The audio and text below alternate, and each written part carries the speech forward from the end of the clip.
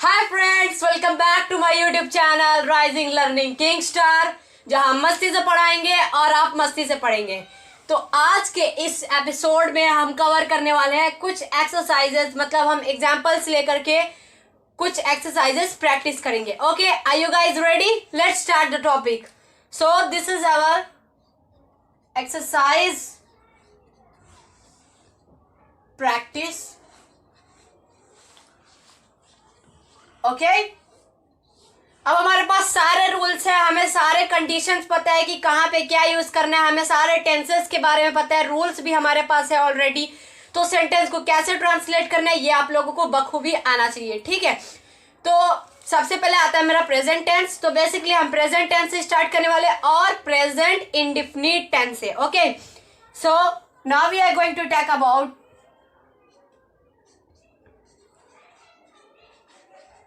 I have a sentence. Mohan बहुत परिश्रम करता है। ओके, तो यहाँ पे मैंने सेंटेंस ले लिया है, मोहन बहुत परिश्रम करता है। अब मैं यहाँ पे बार बार लिखूंगा नहीं कि ये मेरा अफर्मेटिव सेंटेंस, ये मेरा नेगेटिव सेंटेंस, ये मेरा इंट्रोगेटिव सेंटेंस है। मैं बार बार बताऊंगा नहीं। अब आपको समझ में आ गया होगा ये मेरा कौन सा सेंटेंस है। Of course this is our simple sentence, that is affirmative sentence. तो ये मेरा कैसे पता चला कि ये मेरा प्रेजेंट इंडेफिनिट टेंस है? Of course we know the rule, sentence के लास्ट में ता है आया है, इसलिए मेरा प्रेजेंट इंडेफिनिट टेंस है। ठीक है, तो मोहन बहुत परिश्रम करता है, तो सबसे पहले मेरा सब्जेक्ट आएगा अकॉर्डिंग टू रूल। आपके पास रूल भी होगा, आपने नोट भी किया होगा, मोहन। फिर उसके बाद मेरा आएगा वर्ब। अब मुझे एस और ईएस कहाँ पे ऐड करना है? एस और ईएस वहां पे ऐड करना है और जहां पे मेरा सिंगुलर है। तो ऑफ कोर्स मेरा मोहन जो है वो सिंगुलर है, तो यहाँ पे हम मोहन वर्क्स वेरी हार्ड। ठीक है, तो बहुत ही ज्यादा सिंपल था। मोहन बहुत परिश्रम करता है, कितनी आसानी से हम लोगों ने कर लिया। पहले हम लोगों ने देखा कि ये मेरा कौन सा टेंस है, हमें तो ये भी नहीं पता। ऐसे तो मैं लिख करके दिया रहता था कि ये मेरा प्रेजेंट टेंस है, प्रेजेंट इंडेफिनिट टेंस है, बट यहाँ पे हेडलाइन में मैंने कुछ भी नहीं लिखा है कि ये मेरा कौन सा टेंस है, मैंने क्लियर भी नहीं किया है। तो आप आसानी से समझ गए। मैंने सेंटेंस को एक बार ध्यान से पढ़ा, मोहन बहुत परिश्रम करता है, लास्ट में मैंने देखा ता है आया है, इसलिए मैं समझ गया कि ये मेरा प्रेजेंट टेंस है, और ता है आया है इसलिए मेरा प्रेजेंट इंडेफिनिट टेंस है। तो प्रेजेंट इंडेफिनिट टेंस के लिए अब मैंने देखा कि ये मेरा अफर्मेटिव सेंटेंस है। ऑफ कोर्स मेरा अफर्मेटिव सेंटेंस है, तो मैंने अफर्मेटिव सेंटेंस वाला सेंटेंस के लिए क्या रूल होता है प्रेजेंट इंडेफिनिट टेंस के लिए वहां पे अप्लाई कर दिया, बस मेरा हो गया काम। ठीक है, एक और एग्जांपल लेकर के देखते हैं। तुम अपने माता पिता का कहना मानते हो। ठीक है, ते हो आया है। ठीक है, तुम, ये भी मेरा प्रेजेंट इंडेफिनिट टेंस है, तुम अपने माता पिता का कहना मानते हो।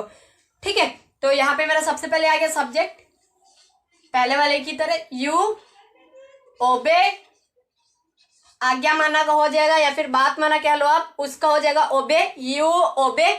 तुम अपने माता पिता का, तो यहाँ पे हम आवर नहीं लगाएंगे, यू ओबे, इसके हिसाब से हम यहाँ पे योर लगाएंगे। ठीक है, ये गलती बहुत लोगों से होती है। अपने बोलते हैं तो अपने का इंग्लिश होता है आवर, तो लोग वहां पे आवर लगा देते हैं, लेकिन यहाँ पे तुम के हिसाब से हम रखेंगे ना कि तुम अपने माता पिता का कहना मानते हो। मतलब मैं किसी को बोल रहा हूँ कि तुम अपने माता पिता का कहना मानते हो, तो उस हिसाब से हम इसका पॉजिटिव केस भी लेंगे। यू का मेरा पॉजिटिव केस होगा योर, या फिर योर्स भी आप बोल सकते हो। यू ओबे योर, अब किसका कहना मानते हैं? ऑफकोर्स पेरेंट्स का। यू ओबे your parents. That's it, let's proceed next. वह प्रतिदिन समाचार पत्र नहीं पढ़ता है। ठीक है, आई होप आप लोग को समझ में आ गया होगा। ऑफ कोर्स ये मेरा नेगेटिव सेंटेंस है। ठीक है, वह प्रतिदिन समाचार पत्र नहीं पढ़ता है। अब मेरा अफर्मेटिव सेंटेंस के लिए कुछ और रूल था, नेगेटिव सेंटेंस के लिए कुछ और रूल था, तो वहां पे अब यहाँ पे हम नेगेटिव सेंटेंस वाला रूल फॉलो करेंगे, आप मैच करते जाना। ठीक है, वह प्रतिदिन समाचार पत्र नहीं पढ़ता है, सबसे पहले मेरा सब्जेक्ट ही आ जाएगा, ही does not read the newspaper daily। क्योंकि यहाँ पे प्रतिदिन की बात की गई है। ही does not read the newspaper daily. अब यहाँ पे अगर मैं रीड्स लगा दूँ तो गलत हो जाएगा। कैसे गलत हो जाएगा? क्योंकि सिर्फ ये जो रूल था एस और यस लगाने का, वो मेरा सिर्फ अफर्मेटिव के लिए फॉलो कर रहा था, नेगेटिव के लिए या फिर कोई भी बाकी बचे हुए सेंटेंस के लिए ये रूल फॉलो नहीं होता है। तो ये हो जाएगा he does not read the newspaper daily. Let's check another example. This is example number 4। वे शोर नहीं करते हैं। ओके, वे शोर नहीं करते हैं।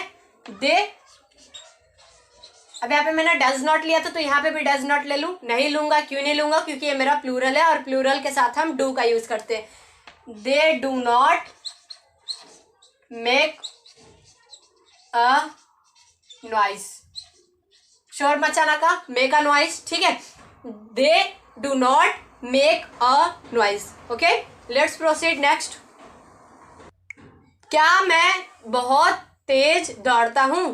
ठीक है, डू, अब डू मैंने इसको देख के लगाया सब्जेक्ट को देख करके, क्योंकि सब्जेक्ट जो था वो मेरा प्लूरल था। I do, I run very fast.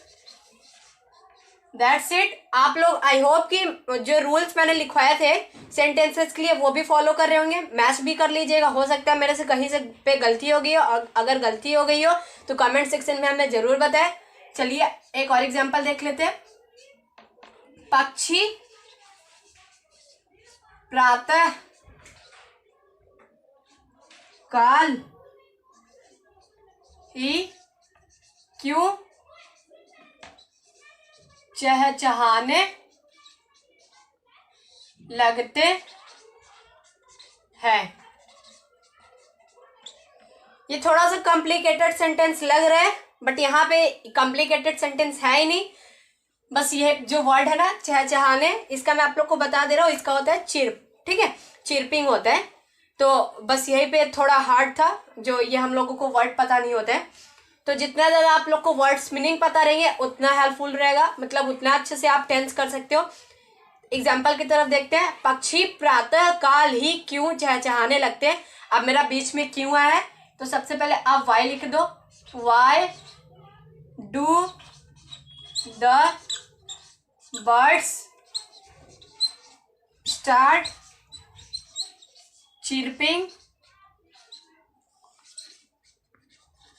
early in the morning। ठीक है, why do the birds start chirping early in the morning. बताओ ये कॉम्प्लिकेटेड सेंटेंस था, बट लगा बिल्कुल भी कॉम्प्लिकेटेड नहीं लगा। बस ये जो वर्ड था इसका हम लोगों को मीनिंग नहीं पता था, जो कि मैं आप लोग को बता दिया। चिरपिंग होता है चहचहाने का। ठीक है, बाकी सब मेरा वैसे ही है। सबसे पहले मैंने देखा कि मेरा क्वेश्चन वर्ड आया था तो मैंने क्वेश्चन को रख दिया, बाकी सब मैंने वैसे ही किया है। ठीक है, जैसा मेरा पहले सेंटेंस में किया है। ठीक है, तो बस जो सेंटेंसेस होते हैं उसके कुछ वर्ड्स हमें पता नहीं रहते हैं, जिसके वजह से हम लटक जाते हैं। तो जितना ज़्यादा अब वर्ड्स मीनिंग याद करोगे डिक्शनरी से उतना हेल्पफुल रहेगा। ठीक है, तो चलिए हम आगे बढ़ते हैं। तो फ्रेंड्स यहाँ पे मैंने एग्जाम्पल क्या लिया है, दिस इज एग्जाम्पल नंबर 6। वे लोग क्यों नहीं रोते हैं। ठीक है, तो बेसिकली ये मेरा प्रेजेंट इंडेफिनिट टेंस ही है। और कौन सा है, very good, interrogative plus negative sentence है। कैसे है, क्योंकि यहाँ पे क्वेश्चन भी पुटअप किया जा रहा है। क्यों से हमें ये डिस्क्राइब होगा कि ये मेरा क्वेश्चन मतलब इंट्रोगेटिव है, और नहीं भी है तो मेरा इंट्रोगेटिव प्लस नेगेटिव सेंटेंस बन गया। अब इंट्रोगेटिव प्लस नेगेटिव सेंटेंस के लिए क्या रूल है, सब आपके पास है। आप नोट्स से एक बार मैच करो। सबसे पहले हमको क्वेश्चन वर्ड को पुटअप करना रहेगा। Why do they not weep. Okay, ठीक है, why do they not weep, यही करेक्ट सीक्वेंस था मेरा। मैंने उसी के बेस पे इसको बिल्कुल ट्रांसलेट कर दिया। ठीक है, एक और एग्जांपल ले लेते हैं। एग्जांपल नंबर 7, वह कब नहीं गाती है। Okay, when does she not read. कोई भी सेंटेंस के लिए ना ये जो रूल होता है वो चेंज नहीं होता, मतलब अगर क्वेश्चन वर्ड आया बीच में तो क्वेश्चन वर्ड वाला रूल ही चलेगा। हम देखो यहाँ पे भी मैंने क्वेश्चन वर्ड ही लिया है, फिर उसके बाद मेरा जो हेल्पिंग वर्ब भी आया, फिर उसके बाद मेरा सब्जेक्ट आया, फिर नॉट, फिर वर्ब का फर्स्ट फॉर्म, लास्ट में अगर ऑब्जेक्ट रहता तो मैं लास्ट में ऑब्जेक्ट को भी इंक्लूड करता। यही था ना correct sequence, question word plus helping verb plus subject plus not plus verb का first form. Okay, let's proceed next. So friends, these are your homeworks. Okay, note down this. These are your homeworks. You have to comment in our comment section. Okay, तो ये कुछ examples है जो मैंने लिया है, जो कि आपको ट्रांसलेट करना है। ठीक है, एग्जाम्पल नंबर फर्स्ट, सूर्य पूर्व से निकलता है। सेकंड, मैं प्रतिदिन क्रिकेट खेलता हूँ। थर्ड, वह लड़का इस स्कूल में नहीं पढ़ता है। फोर्थ, अच्छे बालक गाली नहीं देते हैं। फिफ्थ, क्या आप तैरना जानते हैं। सिक्स्थ, क्या वे आजकल स्वस्थ नहीं रहते हैं। सेवेंथ, वे लोग लड़ाई क्यों नहीं करते हैं। यहाँ पे बस एक ही कॉम्प्लिकेटेड थोड़ा वर्ड है जो कि है आजकल। मैं बता देता हूँ, आजकल का होता है नाउअडेज। बाकी सब सिंपल ही है, नोट्स है आपके पास, फॉर्मेट है आपके पास, रूल है आपके पास, सब आप उसी के बेस पे ट्रांसलेट करने की कोशिश करो। और जो नहीं है हमें कमेंट सेक्शन में कमेंट करके पूछिए। Okay, let's proceed next. तो फ्रेंड्स, सेंटेंस को देखो, पता चल गया होगा कि ये मेरा कौन सा टेंस है। ऑब्वियसली ये मेरा प्रेजेंट कंटिन्यूअस टेंस है, क्योंकि लास्ट में मेरा रहा हुआ है। यही था मेरा आइडेंटिफिकेशन, रहा है, रही है, रहे हैं, या फिर रहा हूँ भी आ सकता है। ठीक है, मैं अपना पाठ याद कर रहा हूँ। अब प्रेजेंट कंटिन्यूअस टेंस के लिए भी सेंटेंसेस के लिए क्या फॉर्मेट होता है, रूल होता है, वो भी आपके पास है, उसी के बेस पे कर दो। सबसे पहले मेरा सब्जेक्ट आ जाएगा, मैं अपना पाठ याद कर रहा हूँ। I am learn. अब ये मेरा कंटिन्यूअस है तो वर्ब का फर्स्ट फॉर्म प्लस आईएनजी तो ऐड करना ही करना है, कोई भी केस हो। आई एम लर्निंग माई लेसन। ठीक है, मैं अपना पाठ याद कर रहा हूँ, तो जहाँ पे जो ये सब्जेक्ट होगा उसी के बेस पे हम यहाँ पे पॉजिटिव केस लगाएंगे। ठीक है, तो यहाँ पे माई हो जाएगा, I am learning my lesson. Okay, let's take another example. We have, लड़के तालाब में तैर रहे हैं। ठीक है, अब लड़के हैं, एक से ज्यादा, प्लूरल हो गया मेरा। Boys are swimming in the pond. Okay, let's proceed next. तो फ्रेंड्स, एग्जाम्पल मैंने लिया है, वह अपने घर के छत पर नहीं खड़ा है। मेरा तो यहाँ पे रहा है, रही है, रहे आया ही नहीं है, मतलब ये मेरा प्रेजेंट कंटिन्यूअस टेंस है ही नहीं। कैसे नहीं है, बिल्कुल है मेरा प्रेजेंट कंटिन्यूअस टेंस। मैं बोल रहा हूँ कि हाँ ये है, अब आप कैसे गलत कह सकते हो, बिल्कुल नहीं बोल सकते हो कि ये मेरा प्रेजेंट कंटिन्यूअस टेंस नहीं है, ये मेरा प्रेजेंट कंटिन्यूअस टेंस है। अब कैसे, अब ये मैं क्लियर कर रहा हूँ। मैंने आइडेंटिफिकेशन में क्या लिखा था, रहा है, रही है, रहे। आइडेंटिफिकेशन के मुताबिक यहाँ पे रहा है, रही है, रहे वर्ड्स नहीं आए हैं, तो आप बोल सकते हो कि ये मेरा प्रेजेंट कंटिन्यूअस टेंस नहीं है। लेकिन मैंने उस टाइम एक और बात बताया था कि उन मतलब वर्ड्स के अलावा कुछ आपको सेंस समझना होगा कि मेरा सेंटेंस का सेंस क्या कह रहा है।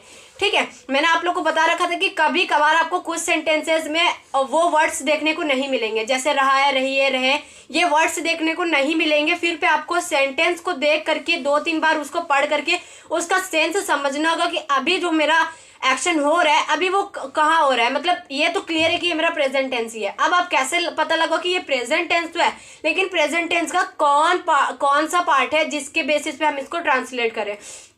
ठीक है, आप पहला वाला ट्रिक यूज करो। मैंने आप लोग को बताया था एक एलिमिनेशन मेथड, अगर याद होगा आप लोगों को, कि आप ना चीजों को एलिमिनेट करा करो। यहाँ पे चुका है, चुकी है, चुकी है, नहीं आया है, मतलब ये मेरा परफेक्ट टेंस नहीं है।